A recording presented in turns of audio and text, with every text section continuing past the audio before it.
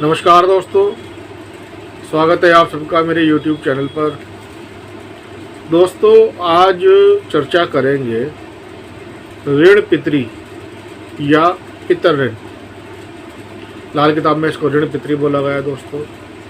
तो पितर ऋण क्या होता है, कब बनता है, कैसे बनता है और इसका जिसकी कुंडली में पितर ऋण बन रहा है उस पर क्या प्रभाव पड़ता है।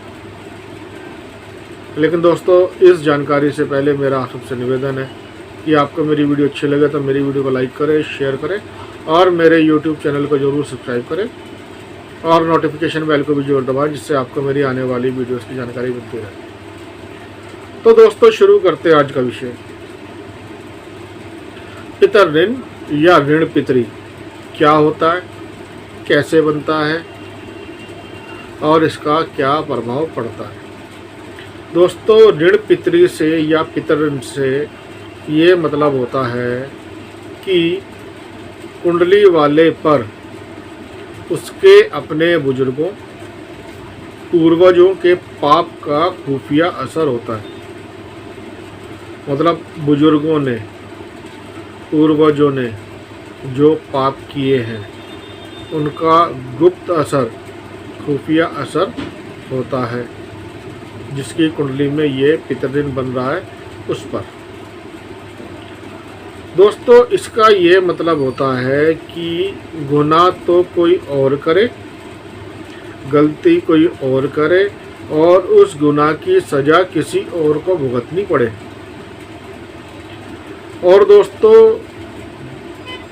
जो गुनाह की सज़ा भुगतता है वो गुनाह करने वाले के असल करीबी खून का रिश्तेदार होता है। अब दोस्तों, जन्म कुंडली में जिस ग्रह की जड़ मतलब राशि, तो जिस ग्रह की जड़ में जन्म कुंडली में दोस्तों, जन्म कुंडली में जिस ग्रह की जड़ में उसका दुश्मन ग्रह बैठकर उसका फल रद्दी कर रहा हो, मंदा कर रहा हो, खराब कर रहा हो और साथ ही ग्रह खुद भी मंदा हो रहा हो, अशुभ हो रहा हो, रद्दी हो रहा हो, तो यह ऋण पितरी होगा। जिसकी निशानी ये होती है दोस्तों कि ग्रहों की ऐसी स्थिति परिवार के जो दूसरे सदस्य होते हैं उनकी कुंडली में भी होती है। या तो सारे परिवार के सदस्यों की कुंडली में होती है या कुछ सदस्यों की कुंडली में होती है। जैसे दोस्तों, मंदा ग्रह एक ही या किसी दूसरे घर में जहाँ की वो ग्रह पूरा मंदा माना जाता है कुंडली में होगा। जैसे राहु खाना नंबर 11 इसमें मंदा माना जाता है, या शनिचर खाना नंबर 4 में या खाना नंबर 6 में, या बुध खाना नंबर 2 में या खाना नंबर 3 में या खाना नंबर 8 में या खाना नंबर 11 में या खाना नंबर 12 में। तो इन खानों में बुध मंदा माना जाता है। तो ऐसे में उस परिवार के कई लोगों की जन्म कुंडली में, जैसे मैंने ग्रहों की ये दशा बताई है, इस तरीके की स्थिति ग्रहों की होगी। दोस्तों, कुंडली का 9th हाउस, 9वां भाव, ये बृहस्पति का है। बृहस्पति इस घर का स्वामी होता है। जब इस घर में 9th हाउस में या इस घर के मालिक ग्रह, अब इस घर का मालिक ग्रह है बृहस्पति, तो इस घर के मालिक ग्रह बृहस्पति के किसी दूसरे घर में कोई और ग्रह एक या एक से ज़्यादा बैठे हुए हों और ये ग्रह आपस में दुश्मन हो, या वो सारे ग्रह या हर एक ग्रह बृहस्पति की ताकत को खराब कर रहा हो या बृहस्पति के असर में जहर मिला रहा हो, मतलब बृहस्पति के नेक असर को खराब कर रहा हो, तो यह पितर ऋण होता है। दोस्तों राहु एक ऐसा ग्रह है जो बृहस्पति को चुप करवाता है। तो ऐसे में अगर राहु बृहस्पति के घरों में या पक्के घरों में, और दोस्तों पक्के घर क्या होते हैं ग्रहों के, इसके बारे में मैं ऑलरेडी अपनी एक वीडियो बना चुका हूँ। आप ग्रहों के पक्के घर इस नाम से वीडियो देख सकते हैं, उससे आपको ग्रहों के पक्के घरों के बारे में पूरी जानकारी मिल जाएगी। तो दोस्तों मैंने आपको बताया कि राहु एक ऐसा ग्रह है जो बृहस्पति को चुप करवाता है। तो ऐसे में अगर राहु बृहस्पति के घरों में या बृहस्पति के पक्के घरों में हो तो वो अपना असर बृहस्पति में मिलाकर अपना मंदा असर बृहस्पति की चीज़ों पर देता है। तो भी पितृ ऋण का बोझ होता है, मतलब तब भी पितृ ऋण होता है। और इसी तरह से दोस्तों दूसरे ग्रहों का ऋण हुआ करता है। जैसे चंद्रमा की खराबी में, जब चंद्रमा खराब हो, खराब असर दे रहा हो, तो चंद्रमा की खराबी में माँ की तरफ से मातृ ऋण हो सकता है, क्योंकि माँ के लिए कारक प्लेनेट चंद्रमा होता है। तो ऐसे में माँ की तरफ से मातृ ऋण हो सकता है। दोस्तों ऐसे कुंडली वाले की कुंडली में, जिसकी कुंडली में ऋण पितृ या पितृ ऋण बनता है, तो ऐसे जातक की कुंडली में चाहे लाख राजयोग ही क्यों ना हो, कितनी ही अच्छी सी कुंडली क्यों ना हो, उसमें लाख राजयोग ही क्यों ना हो, पर बुरा असर दो ग्रहों का ही होगा। ऐसे कुंडली वाले के पास योग्यता होते हुए भी उसे असफलताओं का सामना करना पड़ता है। ऐसे जातक की प्रगति देर से होती है, जिसकी कुंडली में पितृ ऋण बनता है, और कई बार उसे आर्थिक परेशानियों का सामना करना पड़ता है। दोस्तों जब बृहस्पति के पक्के घर 2, 5, 9, 12, 2, 5, 9, 11 में बृहस्पति के दुश्मन ग्रह बुध, राहु या शुक्र हो, और बृहस्पति भी मंदा हो रहा हो, तो ये भी पितृ ऋण होता है।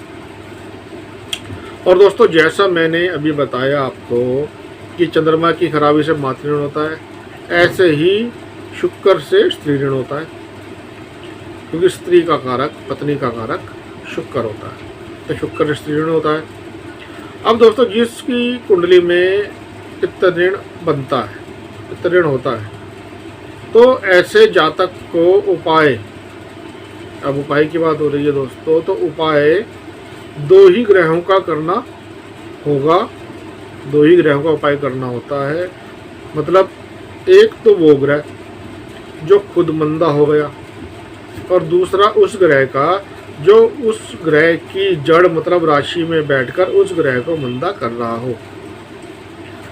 दोस्तों लाल किताब में एक उदाहरण दिया है पंडित जी ने, तो उस उदाहरण को मैं आपको बताता हूँ कि मान लीजिए कुंडली वाले के बाप ने, पिता ने बिना वजह के, जिसकी कुंडली में ये ऋण बन रहा है, तो कुंडली वाले के पिता ने बिना वजह के, बिना कारणों के कुत्ते मारे या मरवाए, तो कुंडली वाले पर बृहस्पति और केतु, क्योंकि पिता बृहस्पति और केतु कुत्ता, तो बृहस्पति और केतु, क्योंकि कुत्ता केतु है और बाप बृहस्पति है, तो कुंडली वाले पर बृहस्पति और केतु 2 ही ग्रहों का पितृ ऋण होगा।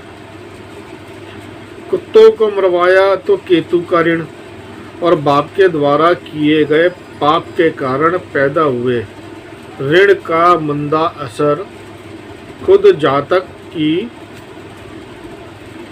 16 से 24 साल उम्र तक या कुंडली वाले के बालिग होने की उम्र से 16 से 24 साल तक रह सकता है। इसी तरह ही दोस्तों बाकी सब ग्रहों का उपाय होगा।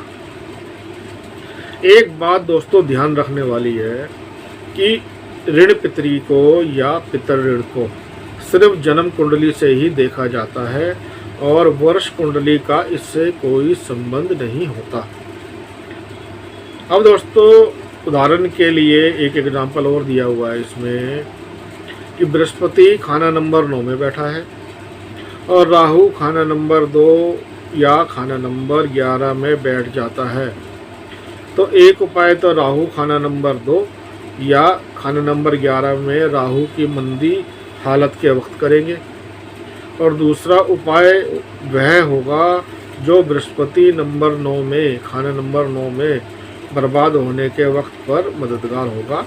मतलब एक उपाय राहु का करेंगे और एक उपाय बृहस्पति का करेंगे। दोस्तों ऋण पितरी का उपाय 40 या 43 दिनों की अपेक्षा 40 या 43 सप्ताह का होगा। मतलब ये जो उपाय है 40 या 43 दिन ना होकर 40 या 43 हफ्ते का करना होगा। और दोस्तों ऐसे में एक बात ध्यान रखी जाती है कि एक समय में दोनों ग्रहों का उपाय करना उचित नहीं होता, क्योंकि ऐसा करने से किसी भी उपाय का फल प्राप्त नहीं होता। इसलिए पहले एक उपाय 40 से 43 दिन या 40 से 43 सप्ताह करके फिर कुछ दिन खाली छोड़ दें। फिर उसके बाद दूसरा उपाय 40 से 43 दिन या 40 से 43 हफ्ते या सप्ताह लगातार करें। दोस्तों ऐसे उपाय के समय पूरे परिवार का, जहाँ कहीं भी उनके खून का कोई रिश्तेदार, मतलब लड़की, पोती, बहू, बहन, दोता, पोता, बाबा, परदादा, मतलब ये है कि जहाँ तक खून का संबंध हो या हो रहा हो, सबको इसमें हिस्सा डालना सहायक ही नहीं होता बल्कि आवश्यक होता है, परम आवश्यक होता है। हिस्सा डालना जरूरी है, इसमें कोई ऑप्शन नहीं होता। कुंडली वाले के ससुराल की तरफ से रिश्तेदारों के लिए पितर ऋण के उपाय में हिस्सेदार बनने की कोई शर्त नहीं होती, पर कुंडली वाले की लड़की, जिसी कुंडली में ये ऋण बन रहा है पितर ऋण, तो कुंडली वाले की लड़की, बहन या बहू या उनकी संतान, अब चाहे वो मेल हो या फीमेल हो, इनका हिस्सा शामिल करना उचित ही नहीं बल्कि आवश्यक माना गया है। तो दोस्तों इस तरीके से लाल किताब में ऋण पितरी या पितर ऋण के बारे में बताया गया है। दोस्तों उम्मीद करता हूँ मेरी इस वीडियो से आपको अच्छी जानकारी मिली होगी। आपको मेरी वीडियो अच्छी लगे तो मेरी वीडियो को लाइक करें, शेयर करें और मेरे YouTube चैनल को जरूर सब्सक्राइब करें। धन्यवाद।